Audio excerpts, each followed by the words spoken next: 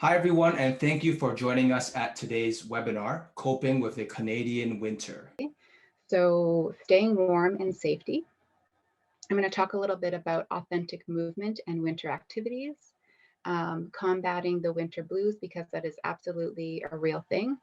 And then we're going to talk about getting social when you want to hibernate.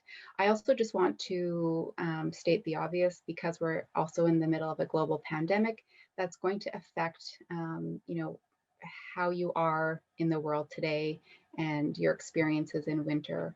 And I was talking to an epidemiologist friend of mine, and she said, the good news is we are in the thick of it right now. This is the worst it's going to be as a vaccine comes out. And regardless of what your opinion is of the vaccine, right now we're in the worst of it, knock on wood.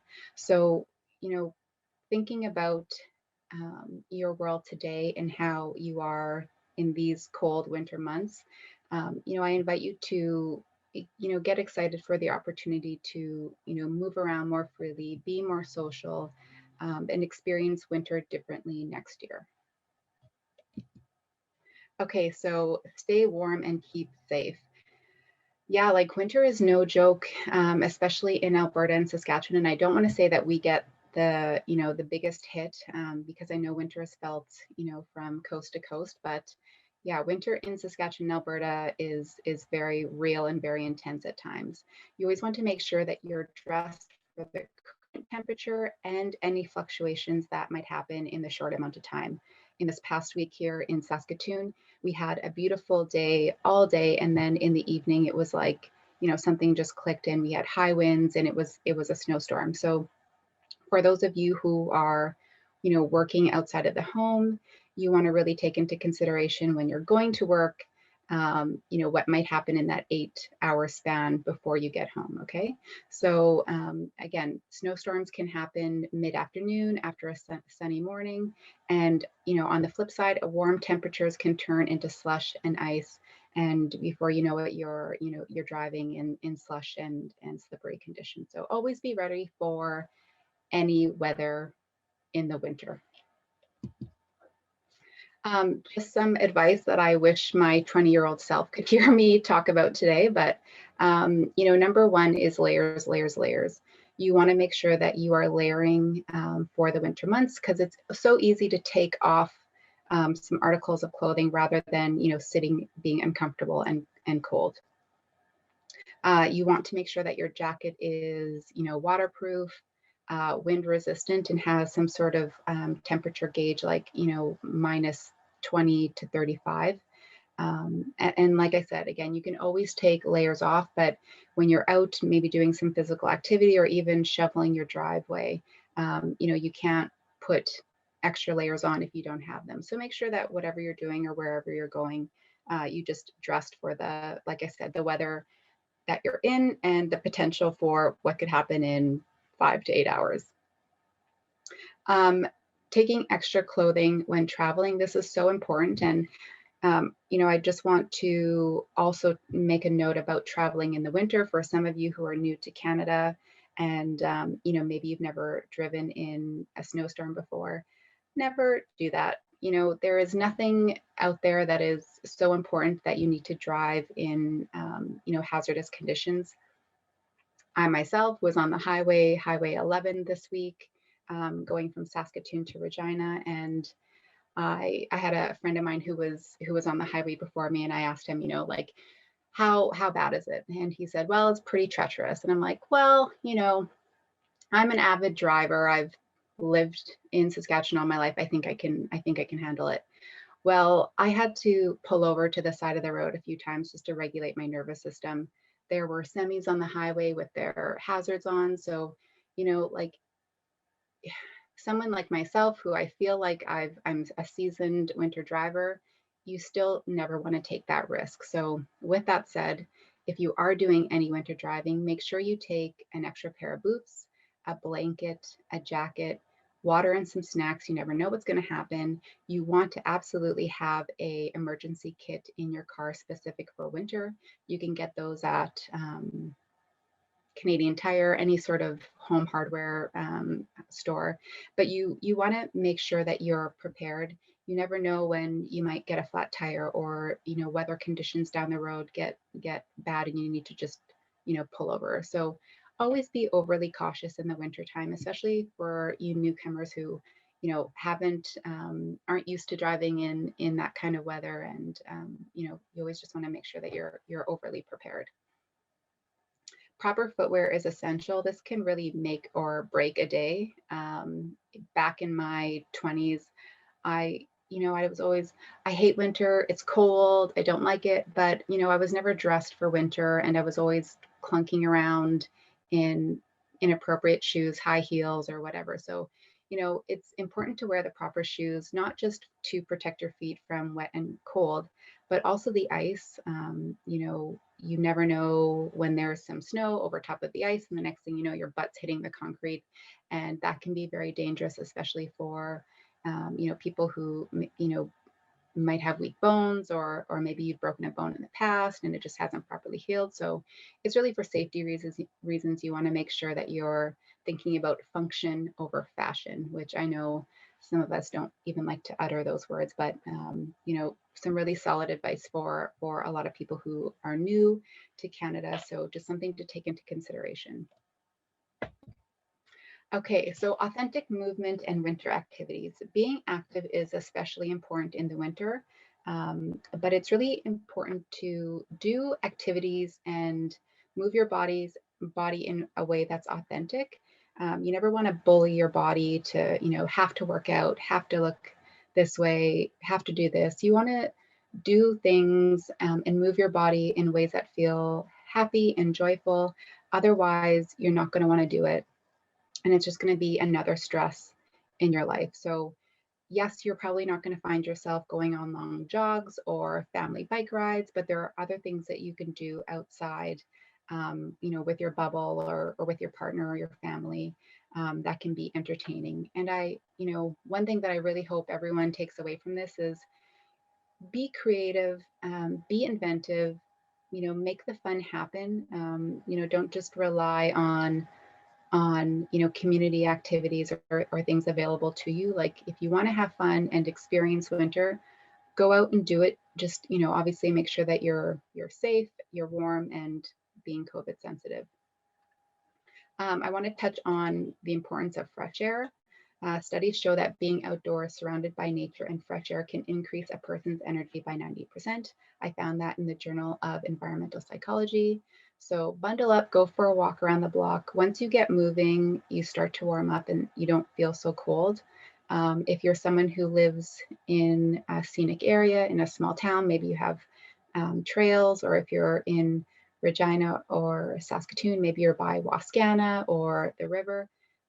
Take the opportunity, 15 minutes, get out of the house, even if it's a little bit colder than usual, bundle up, breathe in that fresh air. I promise you it will absolutely change your day. Community activities. One thing, this is probably a pet peeve of mine, but when I hear people say, oh, there's nothing to do in the winter months, I actually feel like, especially in, Saskatchewan, and in the smaller communities, because it's so important to get out there and move your body, and to get that fresh air, I feel like more and more we're seeing activities and festivals, all sorts of things popping up that people can do with their families or by themselves outside. So yeah, like I said, there are lots of winter festivals in Saskatoon and in Regina. Outdoor sports, shinny, skating. You can skate downtown in Saskatoon. If you're in a smaller center, there might be like a lake that the community goes to go skating. Sleigh rides, lots of stuff happening. And if there isn't something happening in your community, make something happen. Weave in your culture, create something that you can do and invite other community members to join in. So with that said, for those of you who are new to Canada, this is absolutely an opportunity to try something new. Switch making sand castles to snow castles, make snowmen, snow angel, try ice fishing, ice skating. Just put yourself out there. Yes, you are probably going to slip and fall a few times, But half of the fun is just getting out there and enjoying the actual activity, not how good you are. So okay, so these are just some activities you could do. And this photo was actually taken by my partner. He's really getting into cross-country skiing. So for Christmas this year, I got him like so much stuff to bundle up. I don't think he wears half the things that I got him. I'm probably overly cautious, but I wanted to make sure that he was toasty warm. So I might have went a little overboard, but needless to say, like I said, he's out there layered. He could take stuff off if it gets too hot. So he's on the Meewasin Trail right by Spadina, for those of you in Saskatoon who might notice the area that he's in. So just some suggestions: snowshoeing, outdoor skating, skiing, snowboarding, making snow angels, have a snowball fight, take photos of the beautiful snowfall, the first snowfall, and the icicles, make a snow maze. A big one right now that I'm seeing a lot of my friends do is a bonfire in their backyard. You're outside, COVID sensitive, keep, 3 to 6 feet distance, turn that fire on, bundle up, bring the blankets out, get the kids out there and enjoy some hot cocoa by the fire. So just some ideas for outdoor activities, and then switching it up. Because let's face it, there are times where it is minus 50 in Saskatchewan and Alberta.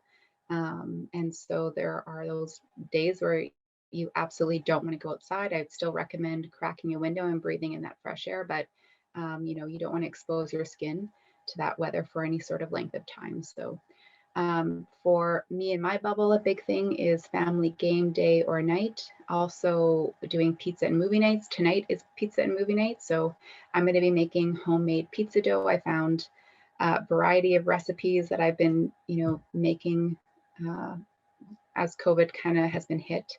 And we've all been sort of self-isolating. You learn something new, learn feng shui, and then rearrange your house. Zoom with your friends or family members.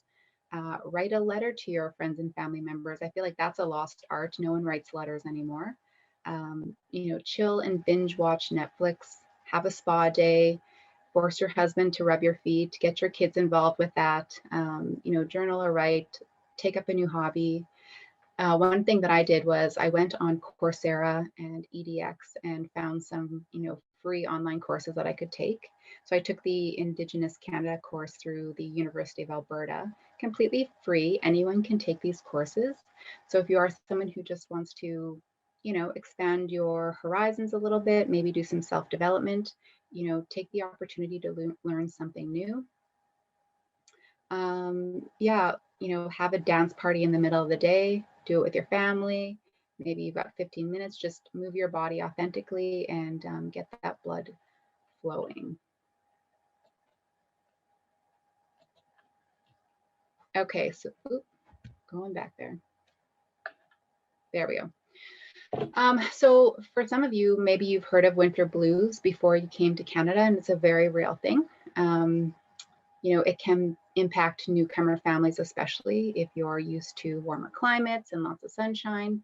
The prolonged cold and the shorter days are absolutely going to affect you, and you want to recognize that and acknowledge that. Some factors included in that would be the increased isolation. So this is not normal and it's going to impact you. Stress, which would be exacerbated by the pandemic. Vitamins and nutrients, and we're going to talk about that. Sleep, we're going to talk about that. We just talked about fresh air and activity. We're going to talk about some self-care tools and then social connection. Before we jump into the vitamins and nutrients, again, I'm not a healthcare practitioner. I'm not a nutritionist. So, all of this information, please take with a grain of salt. If you feel like it is, something that you want to learn more about, maybe talk to your healthcare provider or do your own research before you, start taking vitamins. You might not be needing, and so you definitely don't want to do that. So vitamin D, which they also call the sunshine vitamin, In 2013, Stats Canada released a study that they had been doing from 2009 and I think 2011. And what that showed was 32% of Canadians have insufficient vitamin D levels and 10% were deficient. It also showed that on average, vitamin D levels were higher in the summer months versus the winter months, which makes completely sense. And so why is vitamin D important? Well, it is most important in the winter months because it helps regulate mood and reduces depression. It also fights against disease, including reduces the likelihood of developing the flu. It's also really great for heart disease. You might have heard some information online around COVID-19 and vitamin D. Don't quote me on that, do your own research, but I think there were some clinical studies or some research that showed a higher level of vitamin D was able to combat COVID, something along those lines. So just, something to take into consideration.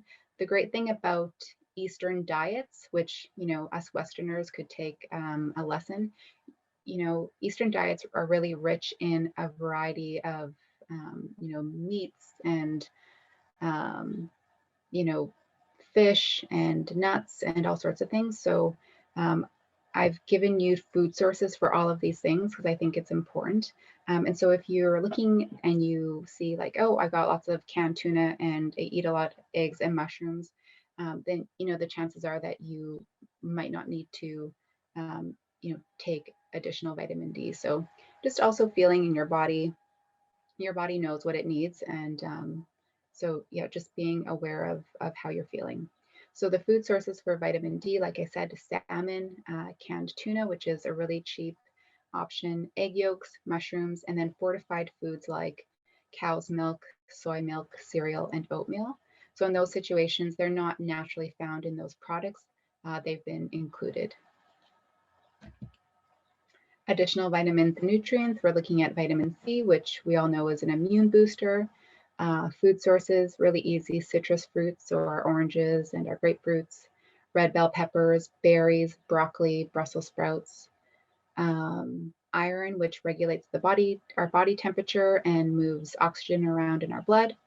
Food sources for that would be, our red meats, fish, poultry, beans, lentils, dates, and spinach. Zinc, again, another immune booster. So a food source there would be oysters, red meat, beans, poultry, nuts. Sleep. So another really important, part of coping with winter is our sleep. So experts believe, so if you are feeling like you need more sleep throughout the winter months, that's absolutely, you definitely would feel that because for some of us, we go to work, it's dark, we come home, it's dark, and it can mess up with our sleep cycles. Experts believe this has more to do with the decrease in sunlight exposure than needing to, hibernate because we're mammals. So this is just a quote from Dr. Sarah Jarvis. Lower light intensity means it's time for bed, sending a signal to the brain that it should start preparing the body for sleep, while more light is associated with alertness. So yeah, you might feel like you need 8 or 9 hours, where in the summer months, I'm okay with 6 or 7. So just again, adapting your body to, doing what it needs to do in the winter months, just so that you have that energy. Just some recommendations to improve sleep and avoid disruptive sleep patterns. Ditch stimulants like, maybe decrease the amount of alcohol you're drinking or coffee before bed. You might want to just stray away from that. Avoid screens and artificial light before bed. So keeping the phone and the tablets and all that stuff far away from you and the kids for maybe 30 to 45 minutes before bedtime. And then again, super important, just getting fresh air and moving throughout the day. Okay, so self-care and self-soothing. So I do just want to make a note that self-care and self-soothe are very different, or they can be. Self-care is more, if you think about sort of the long-term investment in your mental, emotional, physical, energetic, financial health and well-being. So we're looking at the long-term gain. Self-soothe is kind of like, things that make us feel good in the moment. So, neither one, is bad necessarily. we do self-care and self-soothing all the time. So, there's no judgment either way. But self-care is essential 12 months of the year. I feel it especially during the winter months. I need a little bit more, pampering. I need a little bit more self-care. And you might feel that, especially with the global pandemic. You just need to take care of yourself and making sure that you're healthy and happy. And this is going to look different for everyone. Balance is different for everyone. Nervous system regulation and dysregulation is different for everyone. So you always want to check in with yourself and not doing any sort of comparison or blaming yourself or shame or anything like that. Everyone deserves to feel good. And I want to repeat that, everyone deserves to feel good in their bodies. Whether you've been in Canada all your life or you're new, you deserve to be happy and healthy and thrive in this country and in this province. Self-care and self-soothing does not have to be expensive or elaborate. You don't need to go on a staycation for, 3 nights and stay in a hotel. You absolutely don't need to do that. You just need to get creative. You can, talk to your therapist or a counselor. That's self-care. Meditate is self-care. Quit alcohol can be self-care. Engage in self-discovery, self-care. Eat good food, self-care. Eating a puff wheat square, which is what I do, sometimes a little too often, that is self-soothing. Drinking wine while Zooming with your girlfriends or guy friends or family member, that would be considered self-soothing. More self-care ideas. And again, people get confused around the self-care and the self-soothing ideas. So some of these would be more self-soothing, and some of them for sure, like staying hydrated, drinking, the right amount of water every day, learning something new. Absolutely, these are self-care activities. Getting the right amount of sleep, self-care.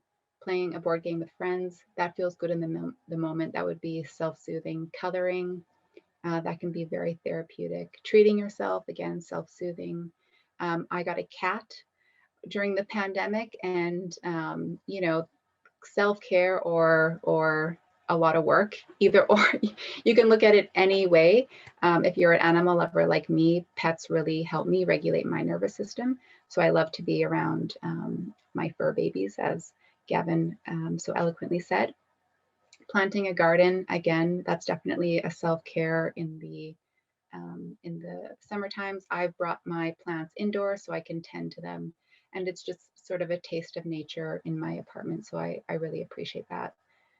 Exercising, of course, authentic movement, not pushing yourselves, doing things that bring you joy and make you happy. All of those things are good, and you want to incorporate them, especially in the winter months. Okay. So social interaction, like I said before, the good news is we're in the thick of it in terms of the pandemic. Moving forward, winter won't look like this. I've tried to give ideas with COVID in mind, but also thinking past COVID. So, this is also very dependent on your personality. Are you an introvert or an extrovert? And so some of the stuff might feel like that's not for me, then scratched off the list. You don't need to do it. But these are just some suggestions of ways to interact and engage with the world outside, either today in COVID or tomorrow when hopefully this will pass. So when I'm feeling lonely or alone, or I just need social interaction, I like to go for a walk outside. There are usually lots of people kind of walking around and interacting. And so I'm the girl on the trail that's waving and saying, hi, how are you? Good morning, good afternoon. I try to make eye contact with people and just have that connection, even though it's a stranger. It makes me feel good, and hopefully it makes them feel good. If you're new, that might be uncomfortable for you. So maybe just walking around and just being in the presence of other people will make you feel better. Regular Zoom dates with friends and family, of course, engaging with them. After COVID, I would recommend volunteering if you're, someone who likes to give back to the community, if you're someone who's looking for work, if you're someone who just wants to, make those connections, make friends. Volunteering in the community can do a vast amount of good for yourself and for those that you are volunteering for, those organizations. So, and we have so many organizations and nonprofits in in the province who are always looking for, for people to help out. So you've got your pick of a variety of places to go. So, choose something again that piques your interest and that you feel really passionate about.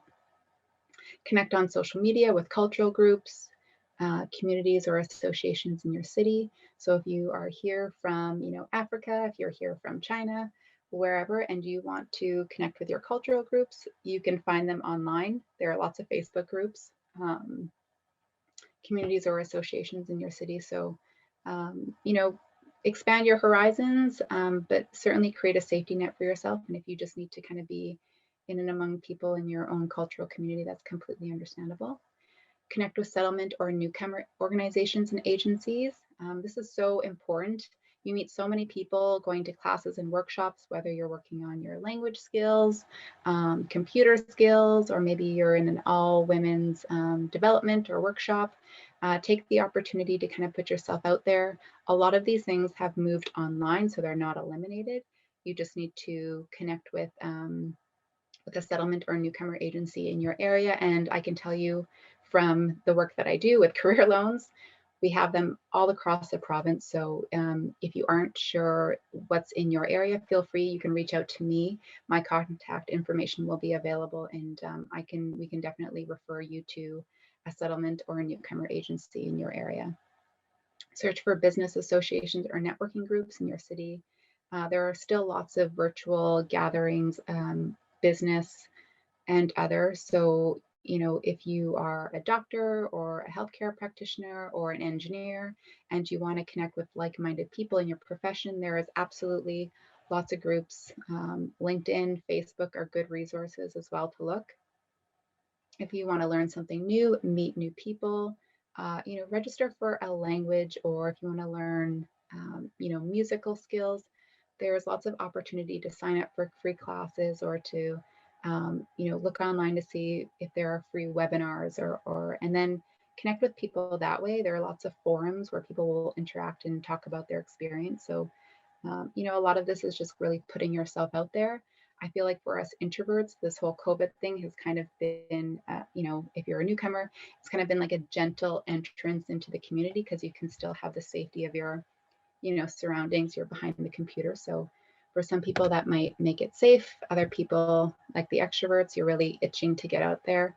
But regardless, take that risk, put yourself out there. It is absolutely worth it.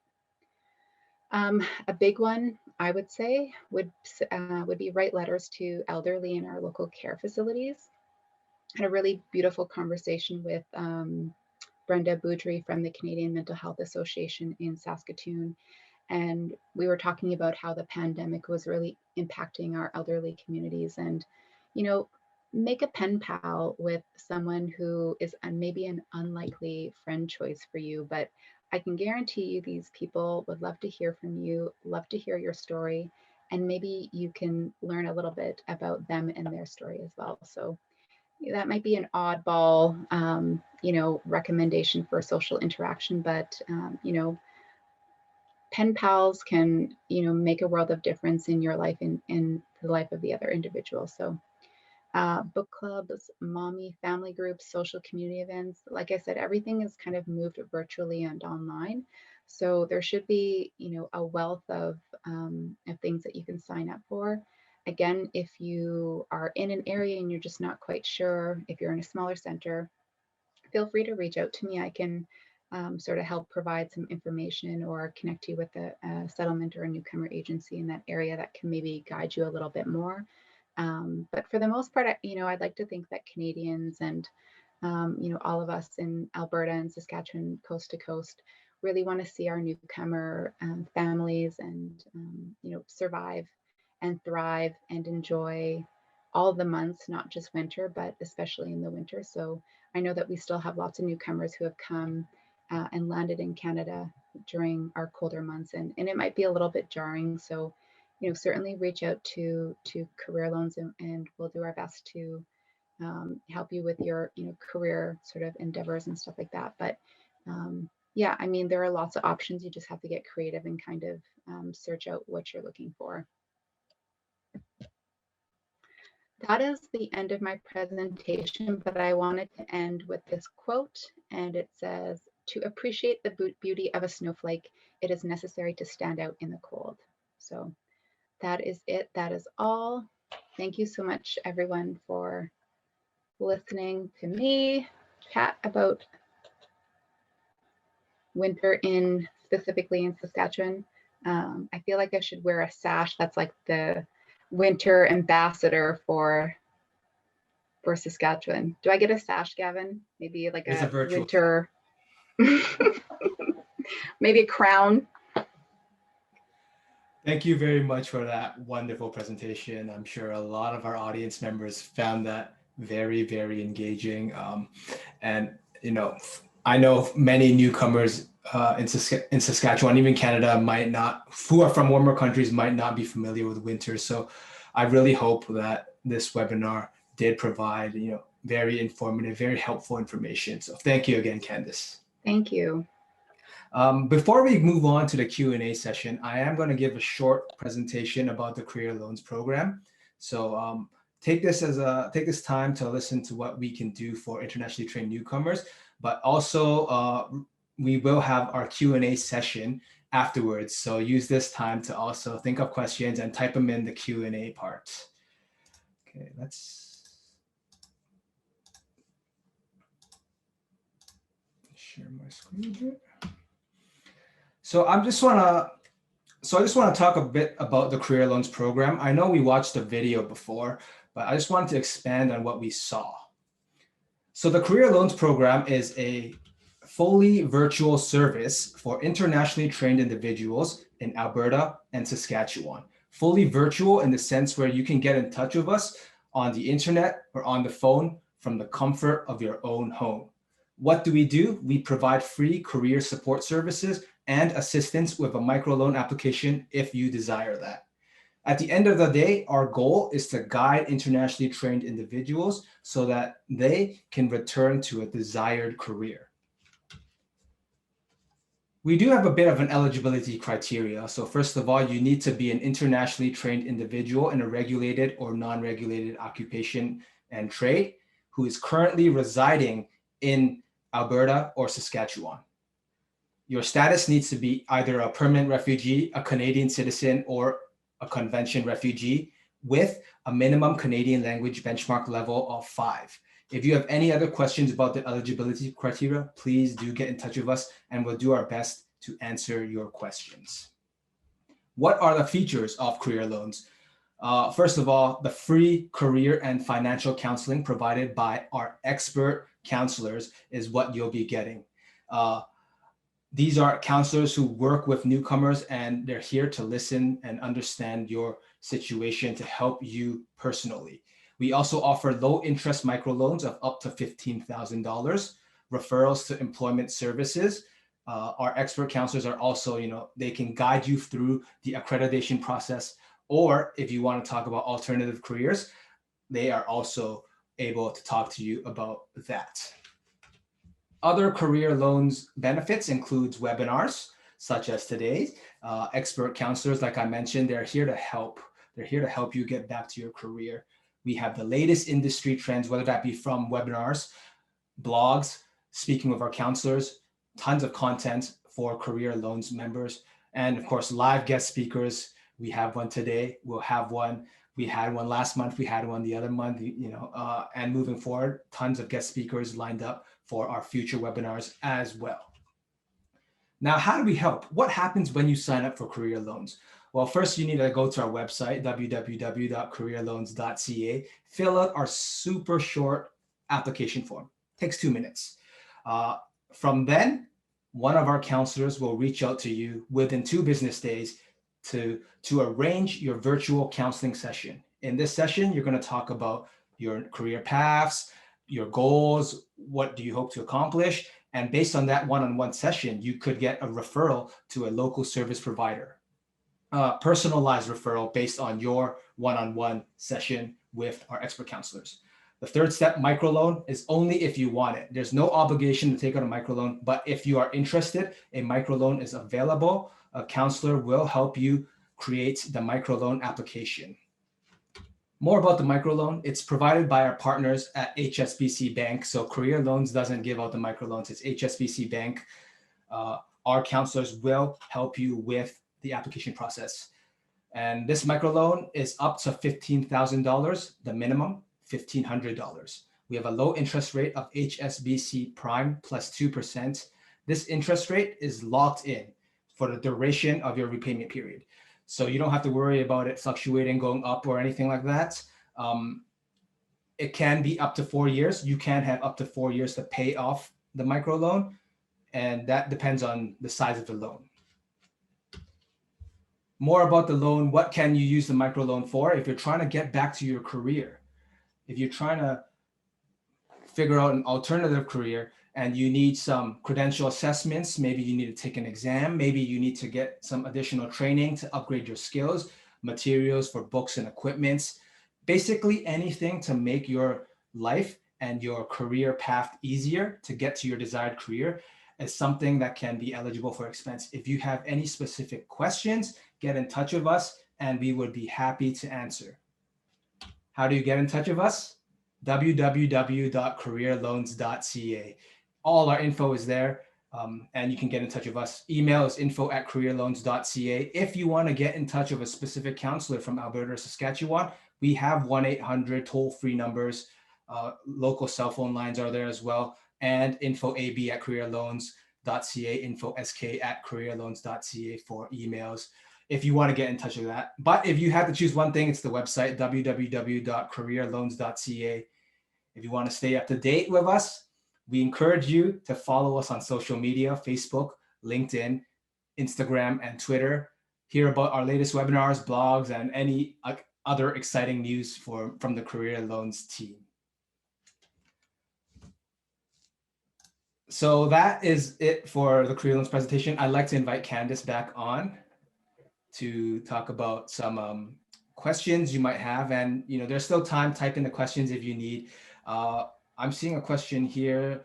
So Candice, someone's interested if your slides will be available. Will your slides be available? Yeah, I can make them available. Gavin, do you usually handle the email stuff? Like I can make them into a PDF form or whatnot, and then I will provide those. That's not an issue at all. Amazing. So send that to me afterwards. Anyone who's registered for this webinar will receive a follow-up email from me with the survey link so we want your feedback, and of course Candice's slides. Very helpful. Another question. I sometimes find it difficult to be motivated during the winters, especially during with the cold temperature and the shorter days. What are some ways to get motivated? I know you kind of talked briefly about this, but if you can expand, what are some ways to get motivated? Yeah, I think you need to figure out what makes you happy and maybe why you're unmotivated.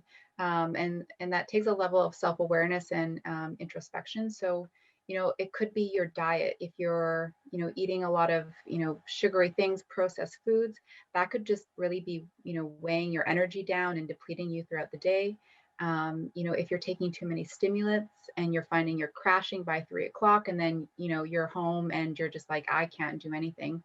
So it's going to be different for everyone. So I would literally go through your day and just look at the activities, look at the things that you're doing. Am I drinking enough water? And it could be a small change, or, sometimes it's a big change. It's like, I'm not happy in my job, or I'm not motivated doing this. So, taking a real clear lens at your life and making changes. Like if you are someone that is going to work, the sun does not set until like 9:30 now, and the sun goes down by 5:36.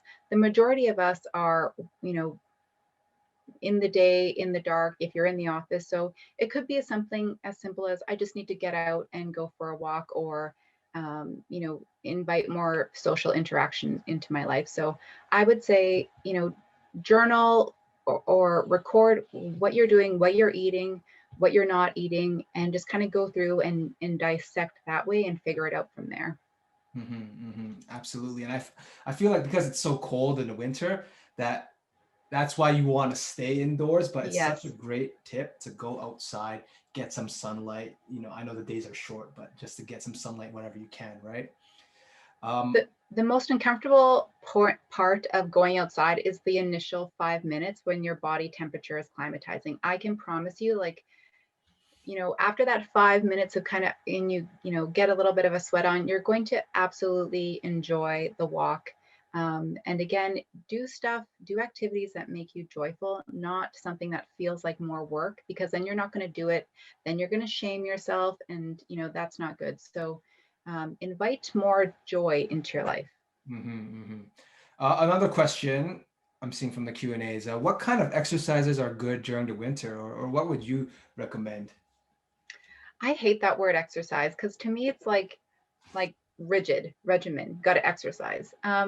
It's different for everyone. Like anything that gets your heart rate up is good. And depending on, what space you have available, if you're working out from home, maybe you're going to the gym.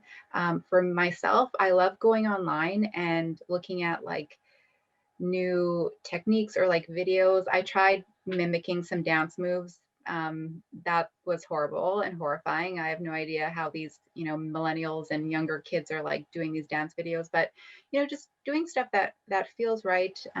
Lifting weights is really good. It's really important for anyone that's 35 and over, 40 and over, because we start to lose our muscle mass. So, don't look at it as like I have to exercise. Um, you know, Invite movement, going for a walk, maybe just stretching. Yoga is also low impact. Yeah, any of those things I would say would be a recommendation and are on my list. Awesome, awesome. Here's a career loans related question I will try to answer. The question is, how can we extend our loan for 4 years? So I just want to clarify on the micro loan. There's a maximum repayment period of up to 4 years. And in order to get that 4 year repayment period, you would have to get like the maximum allowable loan, which is $15,000. And that's when, so if you take out less money, the loan repayment period will be shortened as well. I hope I answered that question. Do send us an email if you have any more concerns or questions about the microloan. Candice, one last question for you. What's one thing, maybe it might be too hard to put as one thing, but what is one thing, or maybe several things, you would tell a newcomer about winter in Saskatchewan? Well, the first, like I said, would be dress for winter, because if you're cold outside, that's going to completely ruin the enjoyment of winter. And I would have to say, I love summer, but winter is beautiful. Like the first snowfall, like the frost on the trees, like it's majestic outside. So I would say dress for the weather, because if you don't dress for it, you're not gonna like it. You're not gonna love it. So dress properly and just get outside in nature and experience the fresh air, play in the snow, approach winter with a childlike lens, and just get curious and have fun in it. Do something that you've never done before. Yeah, that would be my recommendation.